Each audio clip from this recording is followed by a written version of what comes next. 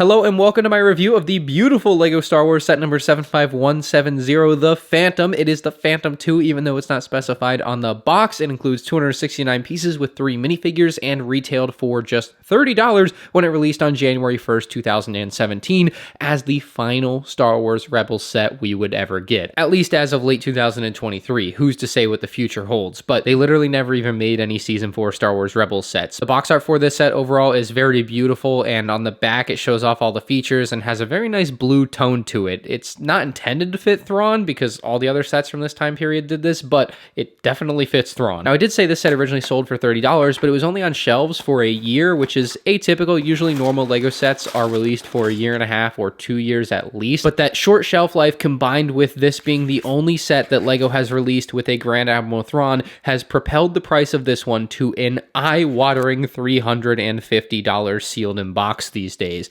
It's scary how expensive this set has become. And speaking of expensive, we'll start with the man of the hour, Grand Admiral Thrawn. This figure is worth nearly $200 as of late 2023, and it's not even that great of a figure. The missed opportunity to have dual molded legs to make him look like an amazing figure with the black boots. Hopefully, if they make a future version of Thrawn, they would include that. But what they really messed up on him was the rank, where it should have some yellow on the top right, all blue on the left, and red on the bottom right, but instead it's just red on the top and blue on the bottom. This just is not accurate to the Grand Admiral rank for the Imperials. It is luckily the type of error that doesn't make the figure look bad. It's just wrong if you know what it's supposed to look like. Next, we have blind-Kanan, which LEGO did an excellent job. They basically took the existing Kanan hairpiece that they were using and then put the blinder on the front of him, and it looks so good, super accurate to the show. They even put a little bit of printing on the front there that makes it look amazing. And then almost surprisingly, if you remove that hairpiece,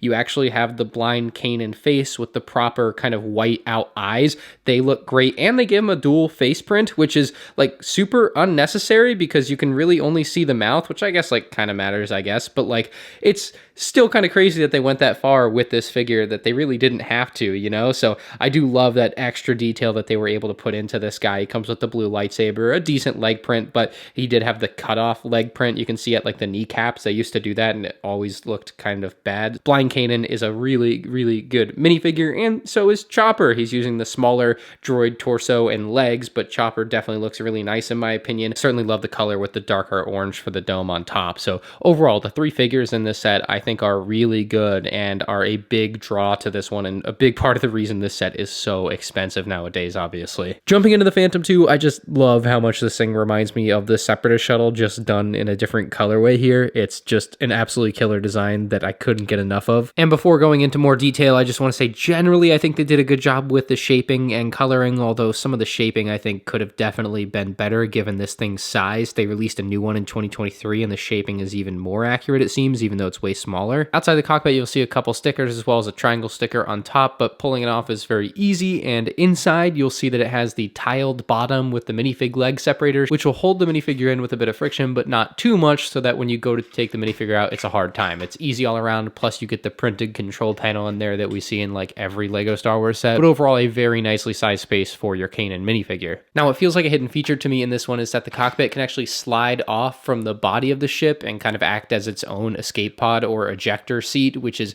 really cool. This is also integrated on the Phantom 1 from 2014, so it's nice to just see a similar feature in a similar set. Now, in the neck area on the set, you can see a couple of jumper plates, and this area is offset slightly because that is actually where Chopper is supposed to go. Super easy to do, and the jumper plates do an adequate job of holding him down and then also making it easy enough to remove Chopper when you want to. I would definitely add that Chopper does feel very exposed here. It feels like they had enough size to make it feel a little bit less so, but went for a slightly sleeker siding on this, but also you had to have the ability for the spring-loaded shooter to pass by, so that's probably why this left side isn't built up a little bit more, which is disappointing, but yeah, at least there's a good reason. Now, for the back section of the ship, we actually have quite a few stickers, but I do think they all add a lot to the look overall, and they do an excellent job of color matching the bricks. So the white is maybe the most off compared to the white of the brick, but the blue of the sticker to the blue of the brick looks great, as does this kind of like very turquoise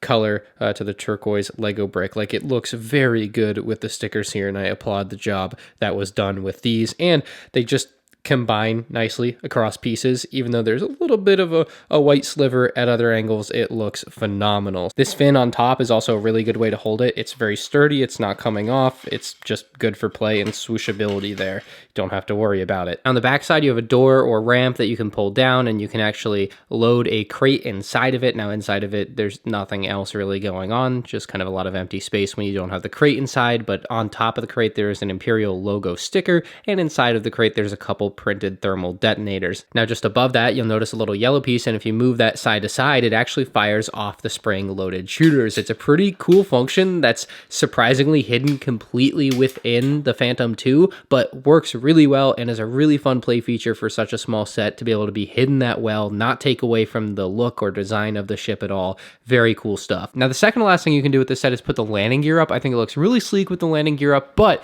now that the landing gear is up, if you just happen to own the 2014 Ghost that came out a few years before this set, you could actually combine this set with that Ghost, which was a really nice thing to be able to do. I don't think they had to include that functionality, but the fact that that 2014 Ghost had a big enough docking bay and this set was small enough to fit within it was amazing. When this set was released for $30, I think it would have been a good fair pickup, especially for that Grand Admiral Thrawn minifigure, but nowadays at over $300 sealed in box, it's basically a pipe dream for a lot of people to own. It's basically wait for a new Thrawn to come out if you want a Thrawn, otherwise you're stuck paying a ridiculous amount of money for this one. So I really like this set. I love that it's compatible with the old Ghost. I'm going to give it a 9 out of 10. I mean, the Thrawn just should have had the correct Grand Admiral rank on the chest, but overall, a nice, cute set for 30 bucks. Let me know what you guys think down in the comment section below. Leave a like if you enjoyed. You can check out more LEGO Star Wars reviews on the end screen now.